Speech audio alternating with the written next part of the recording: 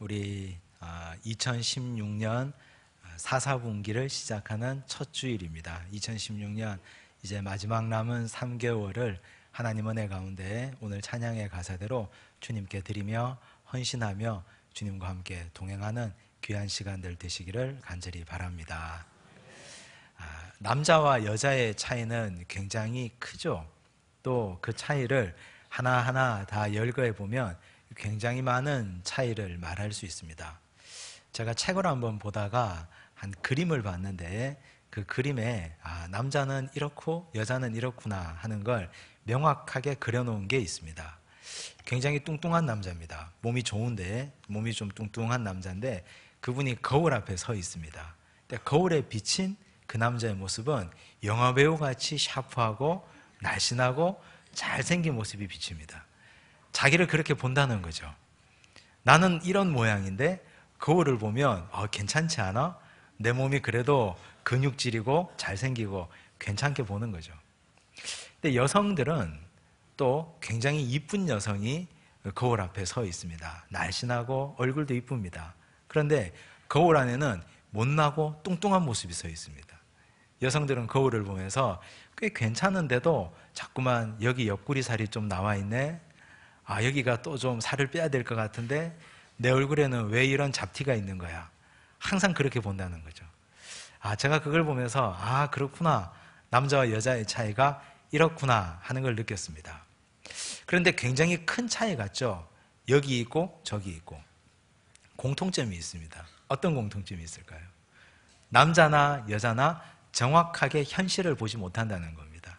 자기 모습을 그대로의 모습을 내가 몸이 이러면 이런 대로 내가 날씬하면 이런 대로 자신의 모습을 정확하게 발견하지 못하는 공통점을 가지고 있습니다. 사람들은 항상 자신을 잘 모릅니다. 내가 어떤 존재인지 내가 어떤 강점이 있는지 내가 어떤 약점이 있는지 들여다보는 걸 잘 못합니다. 두려우니까요. 자신에게 뿐만이 아니라 타인에게도 마찬가지죠. 특히 자녀 문제에 있어서 초등학교 1학년 때 혹은 그 이하 아이들이 다 신동이잖아요. 다 글자 읽기 깨치고 더하기 빼기 얼마나 잘합니까? 그런 어린아이 때 내 아들, 내 딸의 모습을 가지고 있습니다. 중학교, 고등학교 가도 아이가 항상 그럴 것 같은 착시 현상을 가지죠. 그래서 중고등학교 와서 성적이 막 떨어지고 또 떨어지고 하는데 부모들은 항상 그렇게 얘기합니다. 얘가 안 해서 그렇지. 조금만 하면 얘가 친구를 잘못 사귀어서 그렇지 그 친구만 좀 잘 사귀면 자기보다 좀 괜찮은 애를 만나면 애가 성적이 좋아질 거라고. 그런데 착각입니다. 자기 자식을 모르는 겁니다. 지금 현실이 그런 겁니다. 지금 현실이 바로 그 모습입니다. 나뿐만 아니라 타인에 대해서도 그런데 요즘 현대인들만 그런 게 아니라 과거 고대 사람들도 그랬습니다. 고대 중국의 선왕들의 글을 모아놓은 서경이라는 책이 있습니다. 그 책에 보면 군주는 모름지기 이래야 된다 하는 구절이 있는데 군주는 무일에 처해야 한다. 무일, 즉 편안하지 않음에 처해야 한다. 무슨 뜻일까요? 군주는 백성들을 다스리는 사람들인데 군주가 백성들의 현실을 파악하지 못하면 지금 세금 내는데 이 세금이 얼마나 많은 땀을 흘려야 되고 얼마나 많은 수고를 해서 백성들이 이렇게 세금을 내는지를 모르면 군주는 정책을 실패할 수밖에 없다. 그래서 군주 자신이 불편하게 생활해야 된다. 편하지 않아야 된다. 그렇게 기록하고 있습니다. 현실성 없는 정치는 미래에 대한 꿈도 결코 만들어낼 수 없습니다. 나 자신을 정확하게 진단하지 못하면 한 걸음도 앞으로 나갈 수 없습니다. 내 자녀에 대한 문제도 내가 정확하게 객관적으로 바라보지 못하면 처방도 우리는 찾아낼 수 없습니다. 교회도 마찬가지, 나라도 우리가 속한 모든 공동체도 마찬가지입니다. 우리는 신앙생활 한다는 말을 하는데 신앙생활의 동의어는 믿음생활입니다. 같이 쓰고 있잖아요. 믿음생활합니다. 신앙생활합니다. 다 같은 말로 쓰고 있습니다. 믿음은 굉장히 중요합니다. 신앙생활의 믿음을 빼고는 신앙을 논할 수가 없습니다. 그렇다면 믿음에 있어서는 우리는 어떤 생각을 가집니까? 믿음의 현실보다는 우리는 믿음에 있어서 훨씬 더 뻥튀기 된 미래지향적인 걸 많이 가지고 있습니다. 나아가서 정복하자. 지금 내 현실은 아랑곳하지 않고 할 수 있다. 믿음으로 도전하면 할 수 있다. 자꾸만 더 먼 미래를 자꾸 생각합니다. 내 현실과 상관없이. 미래에 대한 투사, 큰 그림, 큰 꿈, 사람들 모두가 부러워하고 모두가 그렇게 되고 싶어 하는 것이 마치 믿음인 것처럼 생각합니다. 그런데 현실을 논하는 사람들을 우리는 현실주의자라고 폄하하죠. 믿음 없다고 욕하죠. 그러다 보니 사람들은 현실을 이야기하는 걸 두려워합니다. 현실이 이렇습니다. 지금 상황이 이렇습니다 라고 말하는 걸 마치 교회 공동체 안에서는 이건 믿음 없는 사람처럼 보일까 봐 말을 못하는 거죠. 그런데 과연 그게 믿음일까요? 과연 현실의 지평을 무시하고 지금 내가 살아가고 있는 이 땅을 무시하고 자꾸 미래적인 것만 얘기하는 것, 멋진 이야기, 좋은 이야기만 자꾸 하는 것, 그게 과연 믿음일까요? 그렇지 않습니다. 10월은 종교개혁 주일이 있는 달입니다. 1517년 10월 31일에 루터가 비텐베르크 성문에 95개조의 방방문을 써붙였습니다. 그래서 항상 10월 마지막 주일은 종교개혁 기념주일로 지킵니다. 그래서 10월에 5번 이 주일 동안 믿음에 대한 말씀을 함께 나누도록 하겠습니다. 오늘 이 본문을 통해서는 믿음의 현실에 대해서 함께 보고자 합니다. 오늘 우리가 읽은 이 본문은 잘 아는 말씀이죠. 예수께서 베드로를 찾아오신 본문입니다. 주님이 베드로를 언제 찾아오셨습니까? 3년 동안 항상 만나고 항상 같이 다녔는데, 그런데 지금 이 장면은 좀 특별합니다. 베드로가 주님을 부인했거든요. 베드로가 주님을 3번이나 부인하고 예수께서는 십자가에 달려 돌아가시고 그리고 3일 만에 죽음 권세 이기시고 부활하셨습니다. 베드로는 자괴감에 빠져서 울며 통곡하다가 이제 고향에 낙향해서 물고기 잡고 있습니다. 내가 왜 그랬을까? 자기를 자책하며 그냥 여기 내려와서 고기 잡고 있는 현장 속에 들어와 있습니다. 그런 베드로를 우리 주님이 그냥 내버려 두지 않고 찾아오셨습니다. 3번의 주고받는 대화들이 나옵니다. 첫 번째 대화입니다. 15절입니다. 제가 읽겠습니다. 그들이 조반 먹은 후에 예수께서 시몬 베드로에게 이르시되 요한의 아들 시몬아 네가 이 사람들보다 나를 더 사랑하느냐 하시니 이르되 주님 그러하나이다. 내가 주님을 사랑하는 줄 주님께서 아시나이다. 예수께서 사랑하느냐 물으셨고 베드로가 사랑합니다 대답했습니다. 우리말로는 구별이 되지 않습니다. 그런데 성경을 기록한 헬라어에 보면은 다른 말로 기록되어 있습니다. 예수님께서 네가 나를 사랑하느냐라고 물으신 것은 아가파오라고 물었습니다. 신적 사랑, 그리스도의 사랑, 하나님의 사랑으로 질문하셨습니다. 이 말은 네가 나를 위해 죽을 수 있느냐? 사랑의 최고의 결정판, 내 목숨을 내어놓는 사랑을 네가 나를 위해서 할 수 있느냐? 아가파오 할 수 있느냐? 이렇게 물으셨습니다. 옛날 베드로 같으면 어떻게 대답할까요? 그럼요, 그걸 말씀이라고 합니까? 그랬을 텐데 베드로는 진중하게 이렇게 대답합니다. 네 주님, 제가 사랑은 하는데 주를 위해 죽을 수는 없습니다. 지금 제 상태로는 사랑하지만 필레오의 사랑까지는 할 수 있습니다. 필레오로 대답하고 있습니다. 필레오의 사랑은 인간이 할 수 있는 최고의 사랑을 말하죠.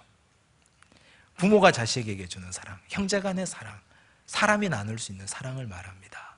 베드로는 자기 자신을 돌아보고 또 돌아보니 나는 주를 위해서 죽을 수는 없습니다. 지금 내 믿음 상태가, 지금 나의 영적 상태는 목숨을 내놓는 사랑은 저는 감히 할 수 없습니다. 그러나 저는 하라면 열심히 하는 흉내까지는 내겠습니다. 필레오까지는 할 수 있습니다. 우리가 아는 베드로와는 좀 다른 모습이죠. 두 번째 또 질문합니다. 16절입니다.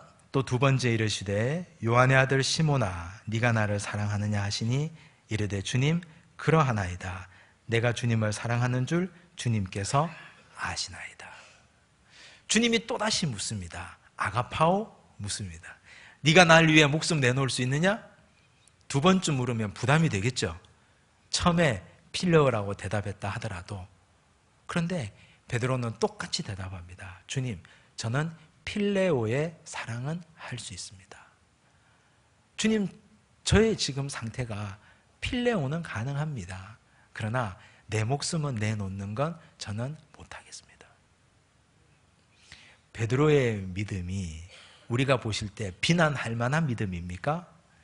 베드로가 지금 자기 자신을 정확하게 보고 정확하게 나를 진단해서 주님, 저는 주를 위해 죽을 수는 없습니다. 그러나 저는 제가 인간적인 사랑 최선 다해서 사랑하는 필레오까지는 할 수 있겠습니다. 이게 과연 비난받아야 될 사랑입니까? 비난받을 믿음입니까? 아닙니다. 칭찬받기에 마땅한 믿음입니다. 왜냐하면 시간을 한번 거슬러 돌아가 보십시오. 예수께서 잡히시기 전날 밤에 비슷한 대화를 한 적이 있습니다. 예수님이 그때 제자들을 다 앉혀놓고 물었습니다. 마태복음 26장 31절에 예수님께서 제자들에게 물었죠. 오늘 밤에 너희가 다 나를 버리리라. 오늘 밤에 너희가 다 나를 버리리라. 제자들의 믿음 상태를 보시고 주께서 말씀하셨습니다. 33절 베드로가 뭐라고 얘기합니까? 이르되 모두 주를 버릴지라도 나는 결코 버리지 않겠나이다. 호언장담했습니다. 나는 절대 주님 버리지 않습니다. 우리 주님이 구체적으로 한 말씀 더 하시죠. 34절 내가 진실로 네게 이르노니 오늘 밤 다 굴기 전에 네가 3번 나를 부인하리라. 이 말씀을 듣고 베드로가 뭐라고 얘기합니까? 35절 내가 주와 함께 죽을지언정 주를 부인하지 않겠나이다. 내가 주와 함께 죽을지언정 주를 버리지 않겠습니다. 베드로는 아가파오의 사랑을 예수께서 잡히시기 전날 밤에 고백했습니다. 그런데 이 고백이 진실된 고백이었습니까? 아니었습니다. 천만에요. 베드로의 마음은 자기는 그렇게 할 것 같았는데 진짜 정직하게 자기를 돌아본 고백이 아니었던 거죠. 자기 자신을 정직하게 돌아보니까 죽기는 뭘 죽어요? 죽기는커녕 도망가기 바쁜데 내가 허세 부리고 호언장담하고 내가 주와 함께 죽을지언정 주를 버리지 않겠습니다. 저는 아가파오의 사랑을 하겠습니다 라고 했던 것, 그게 믿음입니까? 멋져 보이지만 절대 믿음 아닙니다. 훌륭해 보이지만 결코 그 믿음은 현실성 없는 허세에 불과합니다. 우리는 이런 일을 얼마나 많이 저지르는지 모릅니다. 기도를 통해서 나 자신의 죄를 돌아보고 주께서 베드로에게 하신 말씀처럼 오늘 밤에 너희가 나를 다 버릴 것이다.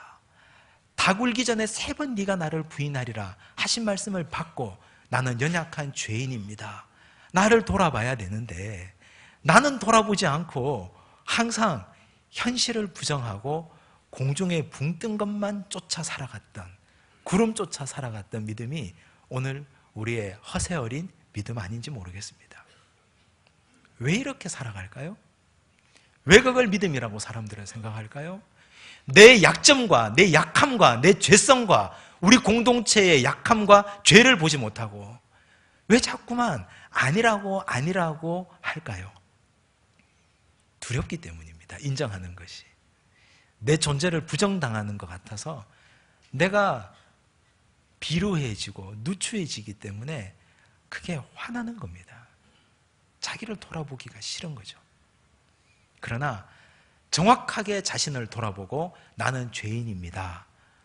나는 지금 이런 상태입니다. 저는 지금 주와 함께 죽을 만한 믿음이 되지 못합니다. 하는 게 과연 부끄러운 믿음일까요? 천만에요. 사도 바울이 이런 고백을 했습니다. 디모데전서 1장 15절에 보면 바울이 자기가 믿음 안에 낳은 아들 디모데에게 편지를 쓰면서 이렇게 고백하죠. 죄인 중에 내가 괴순이라. 죄인 중에 내가 괴순이라. 자기가 믿음 안에서 낳은 아들, 2차 전도 여행 때부터 데리고 다니고 기르고 키우고 이제 목회자로 세웠던 디모데에게 편지 쓰면서 멋진 말로 다 쓸 수 있는데 자기를 고백합니다. 내가 죄인 중에 괴수라고, 나 같은 죄인은 세상에 없다고 바울이 그렇게 고백합니다. 바울이 자기를 돌아보고 자기가 죄인 중에 괴수라고 고백한다고 해서 바울의 믿음이 떨어집니까? 그가 믿음이 약한 사람입니까? 그가 천하의 악한 사람으로 낙인 찍혀 있습니까? 아니지 않습니까? 아무도 바울을 그렇게 보지 않습니다. 훨씬 더 훌륭한 믿음의 사람이라고 우리가 다 본받고 따르고 싶죠. 오늘 우리는 이 종교개혁의 달 10월을 맞이하면서 나 자신을 정확하게 볼 수 있어야 됩니다. 나를 바라보는 것부터 개혁이 시작되기 때문입니다. 우리 가정을 정확하게 볼 수 있어야 되고, 내 자녀를 제대로 볼 수 있어야 되고, 우리 교회 곳곳 구석구석을 봐야 됩니다. 그냥 좋구나, 괜찮구나, 이 정도면 괜찮구나, 아닙니다. 정확하게 보고 우리가 고쳐야 될 건 도려내고, 잘하고 있는 건 칭찬하고, 우리 현실을 정확하게 볼 때 그때 우리에게 미래가 있습니다. 하나님은 거기에서부터 우리에게 출발하라고 말씀하십니다. 베드로가 이렇게 자신을 고백해서, 주님, 저는 주님과 못 죽습니다. 제 목숨이 얼마나 소중한데요. 죽을 수 없습니다. 다만 필레오의 사랑은 하겠습니다 라고 했다고 해서 주님이 베드로를 책망하셨습니까? 야, 너 그때 아가파오 한다고 해놓고 도망갔잖아. 근데 지금 와서 내가 또 묻는데 지금도 필레오밖에 못한다고 하느냐? 책망하지 않습니다. 17절을 보십시오. 17절 함께 읽겠습니다. 세 번째 이르시되 요한의 아들 시몬아, 네가 나를 사랑하느냐 하시니, 주께서 세 번째 네가 나를 사랑하느냐 하심으로 베드로가 근심하여 이르되, 주님, 모든 것을 아시오매 내가 주님을 사랑하는 줄을 주님께서 아시나이다. 예수께서 이르시되 내 양을 먹이라. 똑같이 사랑하느냐? 사랑합니다. 하지만 주님이 이제 눈높이를 바꾸셨습니다. 아가파오 두 번 묻다가 세 번째 와서는 주님이 필레오 하느냐라고 묻습니다. 베드로의 상태로 눈높이를 낮추셨습니다. 그래, 그러면 필레오의 사랑은 확실하지? 그건 네가 할 수 있겠지? 그렇게 물으십니다. 그때 베드로가, 예, 주님, 제가 그건 할 수 있습니다. 제가 다른 건 못해도, 목숨까지는 제가 못 내놓아도 그건 할 수 있겠습니다. 우리 주님은 이런 분이십니다. 우리 주님이 책망하시는 모습은 나를 있는 그대로 인정했다고 해서 절대 책망하지 않습니다. 주님, 저는 죄인입니다. 제가 이런 죄를 짓고 오늘도 뻔뻔하게 이 주일 주님 전에 나와 있습니다. 제가 이런 악한 삶을 살고도, 제가 앞과 뒤가 다른 행동을 하고도, 내 말과 내 마음이 다른 삶을 살고도 이 자리에 나와 있습니다. 내가 있는 그대로 고백한다고 해서 주님은 우리를 절대 책망하지 않습니다. 하나, 주께서 책망하시는 모습은 아닌데 그런 척하고, 내 믿음이 이거밖에 안 되는데 자꾸만 이건 부정하고 다른 걸 더 갈망하는 모습을 보일 때, 그게 위선 아닙니까? 앞과 뒤가 다르고 겉과 속이 다르고 회칠한 무덤 같은 인생을 사는 것, 주님 그걸 책망하십니다. 주님 절대, 좋으신 하나님은 우리를 있는 것 그대로 인정한다고 책망하는 주님은 아니십니다. 주님은 있는 거 인정하실 때 거기에서부터 시작하십니다. 그래, 네가 이제 되었구나.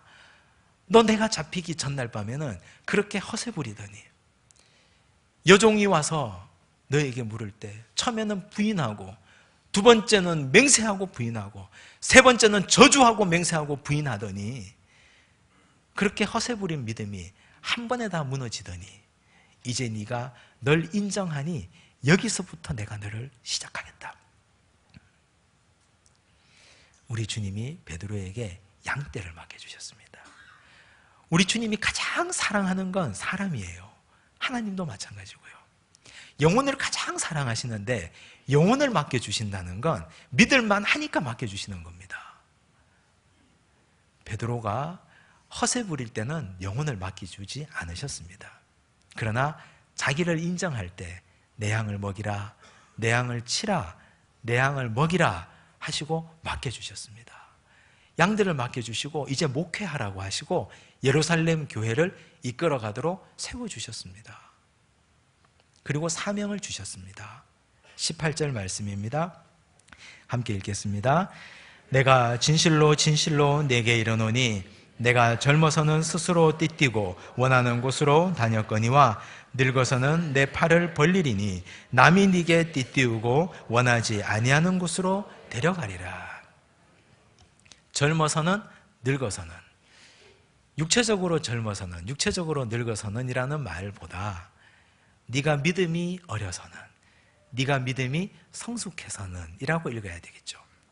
네가 믿음이 어려서는 호언장담하고 네 믿음의 현실을 보지 못하고 네 내면을 보지 못하고 네가 네 마음대로 원하는 대로 다녔을 때는 내가 너에게 사명을 맡겨둘 수가 없었다. 그러나 늙어서 믿음이 성숙해져서 이제 너 자신을 인정하니 네가 이제 땅 위에 두 발을 딛고 섰구나. 이제 너는 네 팔을 벌리기만 하면 된다. 내가 너를 이끌고 가겠다. 성령께서 너를 이제 도와주시고 이끌어 주실 것이다. 성령이 너와 함께 하셔서 너 모든 사역을 책임지실 것이다. 젊어서는 네가 원하는 대로 다녔지만 늙어서는 네 팔을 벌리리니 남이 네게 띠띠우고 너를 데려가리라. 주께서 그렇게 말씀하셨습니다. 사실 베드로의 죽음이 어떠했습니까? 베드로의 죽음은 십자가에 거꾸로 매달려서 순교했습니다. 베드로는 처음부터 순교를 얘기한 게 아니죠. 주님, 저는 죽을 수 없습니다.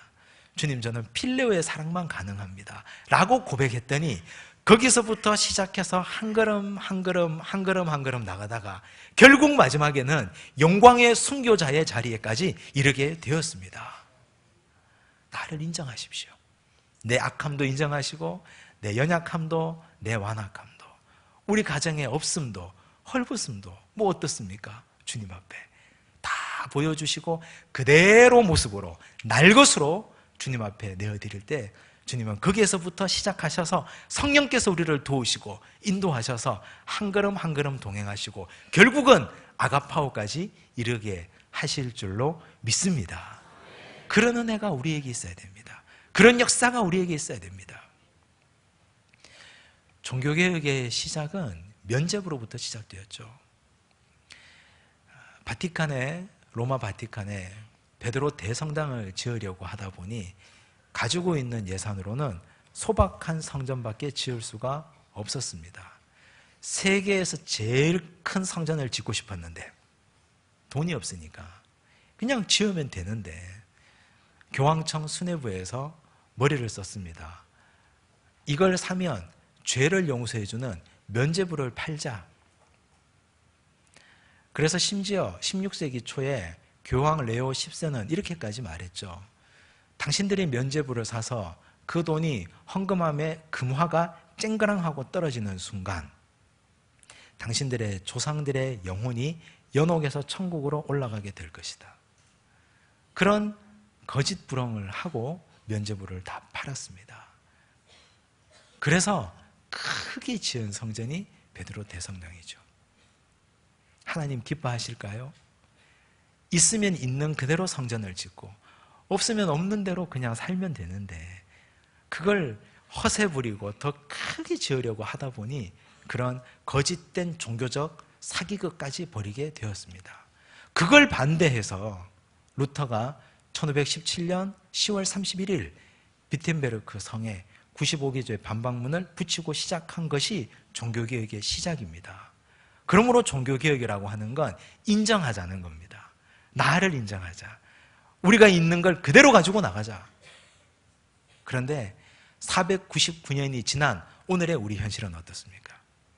우리 한국교회의 현실, 숫자를 부풀리고 재정을 부풀리고 우리의 재정이 이런데 교회를 휘황찬란하게 짓겠다고 생각하고 사람들은 교회의 외관에 치중합니다. 이것이 499년이 지난 다음에 개혁의 대상이 되었던 로마 카톨릭처럼 우리가 그렇게 되었습니다. 우리는 그런 허세 가운데 빠져 살 이유가 없습니다. 내가 가지고 있는 거 가지고 소박하게 먹고 살고 가족들과 함께 나누고 함께 행복하고 그리고 주께서 우리에게 주신 것 누리며 살면 됩니다. 그런데 사람들은 그런 걸 싫어하죠. 더 크게 보는 걸 믿음인 줄 알고. 그렇지 않습니다. 믿음은 내가 처한 현실을 그대로 인정하고 받아들이고 자기 자신을 긍정하는 것, 그것이 믿음입니다. 하나님이 나를 이렇게 만드셨는데 내 외모를 인정하고 나를 사랑하고 하나님께서 나에게 주신 환경을 사랑하고 긍정하고 나에게 주신 일터를 사랑하고 거기에서 열심히 성실하게 돈 벌고 일해서 주께 영광 돌리고 사는 것, 그것이 개혁의 시작이 되어야 될 줄로 믿습니다. 하나님께서 우리에게 그런 개혁의 시작에 첫 발을 내딛게 하시고 이 10월 한 달 동안 나는 내 자신을 어떻게 발견하고 찾아가야 될지 자기 발견, 정직한 자기 발견으로 개혁의 시작을 이루시는 우리 주의 백성들 되시기를 간절히 바랍니다. 기도하겠습니다. 하나님 감사합니다. 499년 전 루터가 개혁의 시작을 알렸을 때 거창한 개혁이 아니라 있는 것을 그대로 인정하자는 개혁이었습니다. 우리의 믿음도 우리의 삶도 너무나 허풍에 찌들어 있고 허세와 호언장담 가운데 처해져 있습니다. 포장하는 것이 믿음이라고 되어져 있고 아닌 걸 그렇다고 거짓말하는 것을 믿음이라고 알고 있는 이 세대, 주님 용서하여 주시옵소서. 주님, 우리가 죄가 있으면 죄 있는 모습대로, 물질이 없으면 없는 모습 그대로, 내 외모가 남들 보기에 부족하면 부족한 모습 그대로 주님 앞에 나오게 하여 주시옵소서. 주께서 나를 사랑하시니 여기에서부터 시작하시는 주의 놀라운 역사를 오늘 이 제단에서 누리게 하여 주옵소서. 예수님 이름으로 기도드리옵나이다. 아멘.